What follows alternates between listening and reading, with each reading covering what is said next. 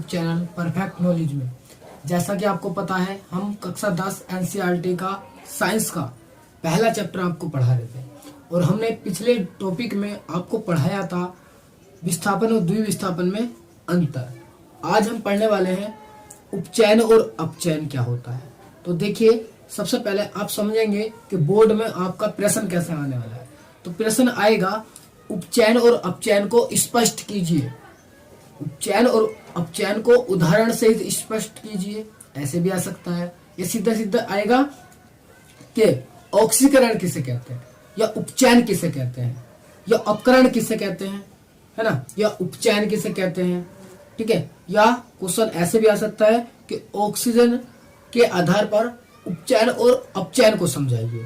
तो आपको देखिए, किसी भी तरह से क्वेश्चन आ जाए, आपको घबराना नहीं है, आपको बेकायदा अच्छे से पढ़ के जाना है और समझना है क्वेश्चन कैसे आ जाए हमें करना है।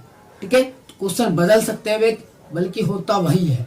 तो देखिए, इसके दो तीन एक ही अभिक्रिया के दो नाम हैं और वो बदल बदल के पूछ लेता है। आपने करी है उपचयन, आ गया ऑक्सीकरण, तो नहीं कर पाते, तो इसलिए हमने दोनों नाम लिखे हैं और समझाएंगे भी बहुत अच्छे से। तो बोर्ड पे मैंने दोनों अभिक्रिया लिख दी हैं, समझिए। तो देखिए, पहले हमने लिखा है ऑक्सीकरण। तो क्वेश्चन आएगा ऑक्सीकरण किसे कहते हैं, तो आपको डेफिनेशन लिख देनी है। और आए ऑक्सीकरण को उदाहरण से ही समझाइए, तो आपको डेफिनेशन लिखनी है और इसका एक एग्जाम्पल लिखना है। ठीक है, तो चलिए क्या है। तो देखिए, डेफिनेशन मैं आपको पढ़ के सुना रहा हूं, आप अच्छे से समझ लेंगे कि वह रासायनिक अभिक्रिया जिसमें ऑक्सीजन की वृद्धि या हाइड्रोजन में कमी होती है, ऑक्सीकरण अभिक्रिया कहलाती है या उपचयन अभिक्रिया कहलाती है। डेफिनेशन क्लियर है आपको। चलिए, अच्छे से एक बार आप बोर्ड पे से पढ़ रहेंगे, क्लियर हो जाएगा।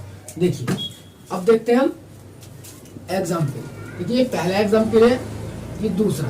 तो देखिए 2MgO, MgO बन गया। तो देखिए, यहाँ पर ऑक्सीजन है क्या, Mg में ऑक्सीजन की संख्या है 0 और यहाँ ऑक्सीजन की संख्या होगी 2। तो Mg का क्या हो गया, यहाँ पर ऑक्सीकरण हो गया।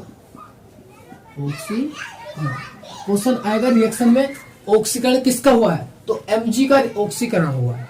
क्लियर है। देखिए, डेफिनेशन यही कह रही है कि ऑक्सीजन में वृद्धि, तो ऑक्सीजन में देखिए वृद्धि होगी, यहाँ 0 थी और यहाँ 2 आ गए, ऑक्सीजन में वृद्धि होगी। तो क्लियर है आपको किसका एग्जाम्पल है, ऑक्सीकरण का। देखिए, दूसरा देखिए यहाँ पे, सॉरी वहां तीसरा है, दूसरा 2CO प्लस O2, कॉपर की क्रिया ऑक्सीजन से करा रहे हैं, 2CO बन रहा है, कॉपर ऑक्साइड बन रहा है। देखिए, कॉपर के यहाँ पर ऑक्सीजन है क्या, 0 है। यहाँ पर कितने हो गए, 2 आ गई, तो इसका मतलब Cu का क्या हुआ, ऑक्सीकरण हुआ। Cu का ऑक्सीकरण हो गया, या उपचयन भी कह सकते हैं। ठीक है, दोनों बात एक ही है, मैंने शुरू में बताया, दोनों नाम इसी अभिक्रिया के। चलिए, तीसरा H2 plus O2 arrow H2O। तो देखिए, यहाँ ऑक्सीजन की संख्या 0 है, यहाँ पर ऑक्सीजन की संख्या 2 होगी, तो H का क्या हो गया, ऑक्सीकरण हो गया। ठीक है, चलिए लास्ट एग्जाम्पल देखिए, CH4 arrow C plus 2H2। अब यहाँ समझने वाली बात है कि यहाँ पर तो ऑक्सीजन आई नहीं, तो अब कैसे करेंगे, ऑक्सीजन का योग हुआ, क्या हुआ। तो भाई, इसमें यह भी लिखा था हाइड्रोजन में कमी हो। तो देखिए, यहाँ पर हाइड्रोजन में 4 है हाइड्रोजन के, यहाँ पर C के पास हाइड्रोजन के 4 अणु है और यहाँ C के पास क्या है, एक भी नहीं है, खो दिया ना इसने। तो इसका मतलब क्या हुआ, इसका ऑक्सीकरण हो गया। किसका ऑक्सीकरण हुआ है, ध्यान से बताइए, किसका ऑक्सीकरण हुआ, CH4 का। क्योंकि CH4 के पास C के पास क्या थे, 4 H थे और इसने कमी खोगी, बाहर निकल गए। अब बचे क्या, C के पास कुछ भी नहीं बचा। तो यही तो ये कह रहा है कि हाइड्रोजन में कमी होती है। देखिए, कमी हुई हाइड्रोजन में, तो क्या हो गया, यानी कि कार्बन का क्या हुआ, कार्बन का ऑक्सीकरण हुआ। ठीक है, तो आपको क्लियर है। यानी कि ये अभिक्रिया देखो, ऑक्सीकरण नहीं भी है तो भी ये ऑक्सीकरण अभिक्रिया है, क्योंकि हाइड्रोजन में कमी हुई है। क्या हुई है, हाइड्रोजन में कमी हुई है, इसलिए ऑक्सीकरण अभिक्रिया। क्लियर है। आपको 4 एग्जाम्पल बहुत है, आप एक अच्छे से 2 अच्छे से तैयार कर लेंगे, समझ लेंगे, डेफिनेशन आएगी, लिख देंगे। चलिए, दूसरा नंबर आता है मेरा, यानी कि अपचयन, या इसी का ही नाम है अपकरण अभिक्रिया। तो क्वेश्चन आएगा, अपकरण अभिक्रिया को समझाइए, अपचयन को समझाइए। तो आप स्पष्ट यही लिखेंगे, तो देखिए उपचयन की ये क्या होती है, उल्टी होती है हमारी, क्या होती है, बिल्कुल इसकी ऑक्सीकरण की बिल्कुल उल्टी। इसमें क्या होगा, वह रासायनिक अभिक्रिया जिसमें ऑक्सीजन की कमी तथा हाइड्रोजन में वृद्धि होती है तो क्या कहलाती है, अपचयन अभिक्रिया कहलाती है। एग्जाम्पल देखिए, यहाँ CaO के पास, C के पास कितने ऑक्सीजन है, 1, और यहाँ कितने हो गए, 0, तो यहाँ पर क्या हुआ, ये अपचयन। और हाइड्रोजन देखिए, एक बात और, यहाँ पर हाइड्रोजन के पास यहाँ पर ऑक्सीजन की संख्या 0 है और यहाँ ऑक्सीजन की संख्या होगी इसके पास 1, तो हाइड्रोजन का क्या हुआ, यहाँ पर ऑक्सीकरण हुआ, यानी कि ऑक्सीकरण भी हो रहा है इसमें। क्लियर है।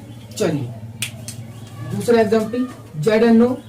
ZnO पे यहाँ Zn के पास ऑक्सीजन कितने हैं, 1 है, यहाँ कितने हो, खो दिए, 1 भी नहीं बचा, तो इसका मतलब Zn का क्या हुआ, अपचयन हुआ।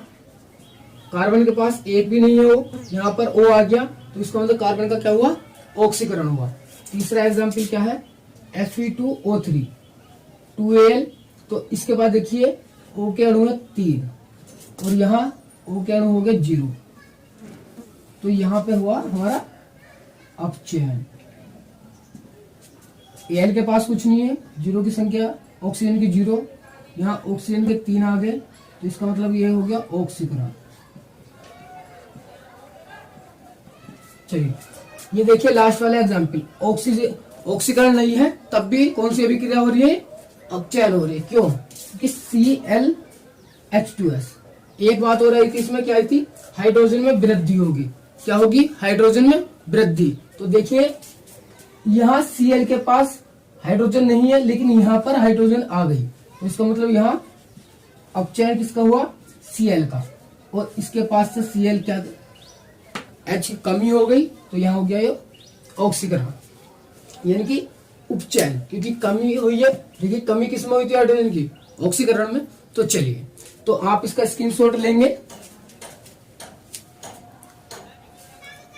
आशा करता हूं आपको ये क्वेश्चन, ये दोनों अभिक्रिया आज की समझ में आई होगी।